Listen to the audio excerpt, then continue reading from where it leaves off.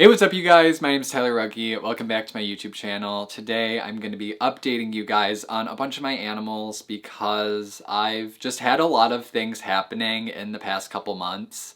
And I just get a lot of questions about specific animals of mine. Everyone's asking how certain things are doing, which I totally understand. And it's really hard for me to keep you guys up to date on everything that's going on. Every video can't just be like an update on every single one of my animals, unfortunately. I guess it could be, but it would be very chaotic. So this is just going to be giving you guys a rundown on a bunch of animals you guys commonly ask me about how they're doing. So the first one I want to update you guys on is the most recent addition, which was the tortoise that I found outside on the side of the road. If you guys aren't aware of that, either follow me on my other social medias or watch my last video. I don't know what to tell you, but yeah. I found a tortoise on the side of the road and it was just like the most weird, unexpected thing. A couple of people did accuse me of faking it and like staging the fact that I found a tortoise, which I thought was kind of funny. And I kind of understand, if anything, because it is very strange to just find a tortoise on the side of the road in Michigan. But it did happen. I can't make that up. And if I just wanted to go out and buy a tortoise, I would have no issue telling you guys that I bought a tortoise. I wouldn't have any reason to make it seem like it was a rescue situation. And if anything, I didn't like want to have a tortoise, really. Like, I love them, but did I want one? No. If I wanted one, I would have seeked one out, but I didn't. I just ran into it outside and I was like, all right, here we go. Yeah, I found a tortoise outside, basically. Been looking for the owners.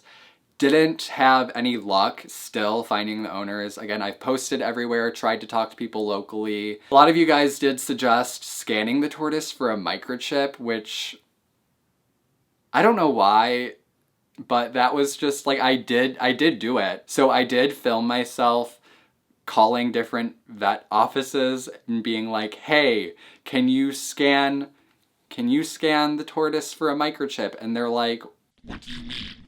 So I just had a quick question. I found a sulcata tortoise outside, like a small one, and I was wondering if I could bring it in and have you guys scan it for a microchip.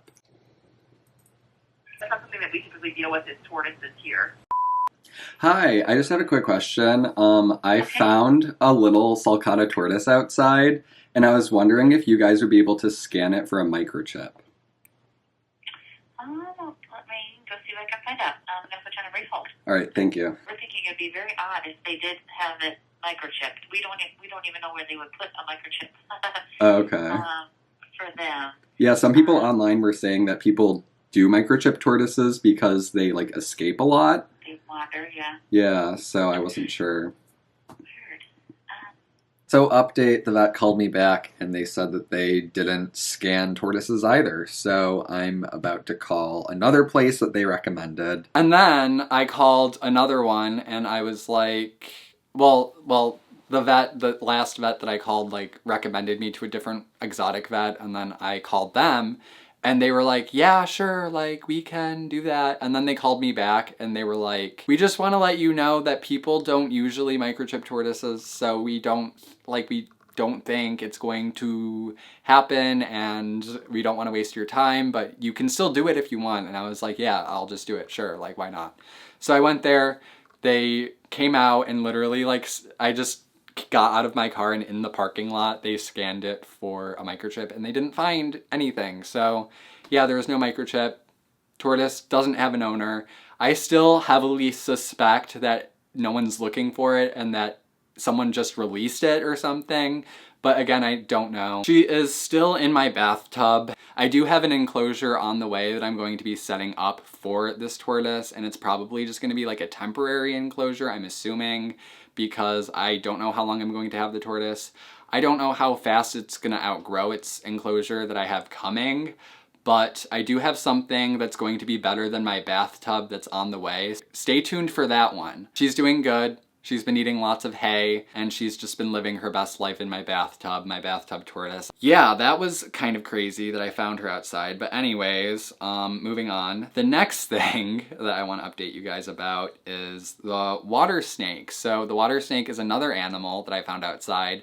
The difference is water snakes are native to Michigan, where I live. Tortoises are not native. The tortoise was surprising to find. The water snake was less surprising, but in case you guys missed it, I found a water snake that was badly injured. It had a degloving wound, so its skin was like peeled off completely. Like the entire, you know, its insides were basically exposed. So I decided to try to find a rehabber, couldn't find a rehabber, and then I ended up getting the proper licensing to be able to just keep the snake in my care, and I've been treating the water snake's wounds, and she's been in quarantine, and the wounds have been healing. She's been doing good. Really no significant updates on her other than I will be keeping her over the winter. I wasn't 100% sure at first if I would have to, but it is very cold outside, way too late to be able to release her again, and her wounds are not fully healed yet. So I will probably be keeping her most definitely over the winter, and then in the spring, by then, hopefully her wounds will probably be fully healed, and then once it's warm enough outside, I'm going to be releasing her back where I found her. And in the time being, since naturally they would be brumating outside right now, I am keeping her very cold. I'm not having a heat lamp on her over the winter, and I'm just gonna kind of let her naturally brumate as she would outside. Just trying to keep it as natural as possible. I don't want to like throw off her internal clock, and then once it's warm outside and they would naturally be coming out, I will be letting her go again. Next thing I want to update you guys on is the red-eyed tree frogs that I got on Craigslist. So there were red-eyed tree frogs that I got on Craigslist. Again, few videos down, you can watch that if you want the full tea, but I got red-eyed tree frogs on Craigslist. There's supposed to be 3, ended up only being 2 when I picked them up, so one of them probably died. And then they were like really just not doing well at first. Like they didn't look too good. They weren't having great care, to say the least. There is bad news, unfortunately, but at first they did start to improve and they started to look better. Their colors started to kind of look better, and they were kind of skinny at first a little bit, and they started to like look a little bit less skinny. One of the frogs was skinnier than the other, and that frog I actually saw some improvement on, but it didn't look like that frog was eating as much as the other one, and it just didn't seem like it was improving as much.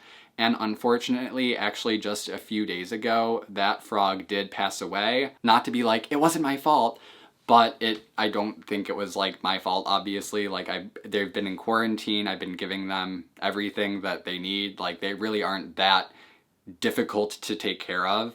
But just the one I didn't see improvement on, and it was already not doing well in my care. Sometimes like when animals are neglected and they aren't given the proper care they need, especially things that are more sensitive and small like red-eyed tree frogs, once they are neglected to a certain point, sometimes they just can't bounce back and their health will just overall decline, or sometimes they'll even look like they're doing better and then they'll just randomly end up dying. That's just the reality of rescuing animals, unfortunately. It doesn't always work out. But the other one is still doing well. The other one has been improving. Again, I don't want to get my hopes up. It does look like the other one is doing good and has been eating and is still doing well for the most part. The one I have left, I'm working right now, I'm building a bioactive for him, and I was actually going to take him out of quarantine pretty soon because he's been in quarantine for over a month now, but I'm probably going to actually extend the quarantine period now just because the one died. So now I'm a little bit worried. I don't know what it was. Again, it was probably just the neglect that happened beforehand,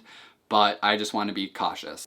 But I just wanted to let you guys know that one of them didn't make it, which is unfortunate, but again, it was like a rescue situation off of Craigslist, and what do you expect? So the next one I want to update you guys on is Olive, my rabbit. You guys ask about Olive all the time, especially since Desmond, my giant rabbit, passed away. Everyone always asks how Olive is doing. Olive is still doing good. Her health as well. I know some rabbits don't take having their partner pass away very easily, and for a couple weeks when Desmond passed away, Olive did seem a lot less energetic and less like herself. But she has improved. She is pretty much back to normal now. Like, she acts completely normal. She's doing good. I have not looked at getting another partner for Olive yet. That is still something that I want to do. I've just had so much going on, and with everything that's just going on in the world and in my life, I know this is kind of selfish maybe to say, but I just didn't feel like I was ready, which I know it's not really about me. I want to wait until it feels right to get another rabbit, and it does seem like Olive is doing completely fine right now, so I'm not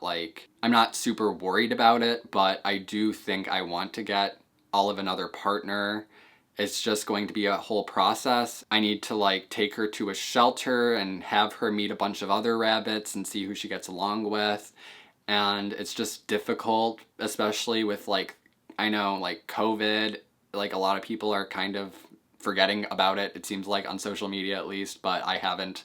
And unfortunately in my state, the cases are at like an all-time high. So I'm really reluctant for that reason as well to be going out and like having her meet a bunch of other rabbits and going to shelters and seeing other people and stuff. I don't know, like I just try to avoid situations like that, but I know maybe I should just suck it up and do it. But I just want you guys to know that like I haven't forgotten about it, and it's still something that weighs heavily on my mind, and I'm trying to just make the right decision. It's not always easy figuring out what the right thing to do and when the best time is, but I'm trying. For everyone who has asked how Olive is doing, she is doing good. Like, she is eating well, she's healthy, she seems happy. Update on my birds, Gypsy and Gizmo. Everyone always asks about my birds a lot as well, so if you guys aren't aware of Gypsy's situation, then I recommend watching a few videos down that I did about Gypsy, and she had a plucking issue that she was dealing with, and well, we were dealing with together, to be completely honest. I was like freaking the heck out, but Gypsy went through a plucking thing as soon as we moved, and I think it was because of the move. I think I mentioned in my last video about Gypsy that I wasn't sure if she had ever had a plucking issue before me. I was looking at Snapchat memories with Maddie from back when I first got Gypsy, and actually when I first got her, she had some spots on her. They weren't as noticeable. I actually do think she must have had a plucking issue before she was even in my care. It's just that when I first took her in, I didn't actually see her plucking. I just probably saw some spots where it looked like feathers were coming out. But now looking back and knowing what I know now, and that she's struggling with plucking again after moving, I think actually when I first got her, she was probably plucking a little bit, and then over time like got used to everything and stopped. And then when I moved to the house I lived in before this one, I actually don't think she had a plucking issue, which is kind of weird. Like, I guess she just took that move fine for some reason. But then this time when we moved, she started plucking again. Everything kind of grew back in, and it looks like there's some on and off kind of plucking going on, but there is a lot of improvement, so I have hopes that she will end up stopping eventually, because once a bird has a plucking issue, it's something that can reoccur and something they can resort to under any amount of stress. I mean, it sucks, but it's part of owning a bird and something you have to deal with, so that's been something I've been trying to deal with. I'm not sure if the plucking is completely done with yet, but a lot of the spots she was plucking before have completely pretty much grown back in, because she has been molting. It's like molting season, so she has been growing the feathers back, which is good, and it seems like she's plucking a lot less than she was before. Yeah, Gypsy's doing good. Gizmo is Gizmo. He's the grumpy old man. He's doing good though. He has taken the move surprisingly well. He was a bit grumpy at first. He has seemed to settle down a bit since then. Gizmo's doing good. Hello, Gypsy. Hello.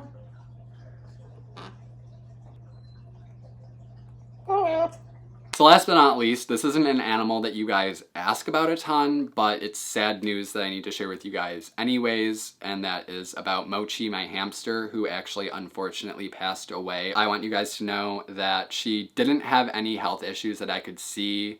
Like, nothing really went wrong. I really think it was just old age. She was probably a bit over 2 years old when she passed away, so that's a pretty average lifespan for a hamster like Mochi. So I think it was just old age, and like I said, I didn't see any health issues. She was acting pretty normal throughout her entire life. It's just the last month or two I noticed she was starting to like slow down a bit more. She was showing signs that she was getting older and aging, and she was just slowing down, so I kind of saw it coming, but I didn't see any signs that she was like suffering or in pain or deathly ill or anything like that. So I really think it was just old age, and it seemed like she just passed away in her sleep. But obviously I need to let you guys know that she passed away, unfortunately. I think those are all of the animals that I needed to update you guys on. Again, that's just everyone that I feel like something significant happened, or you guys just ask me about them a lot. Malachi up here has been watching us the whole time, and he's doing well. Everyone is doing good, pretty much. Yeah, that is my update video. I'll see you guys in the next one.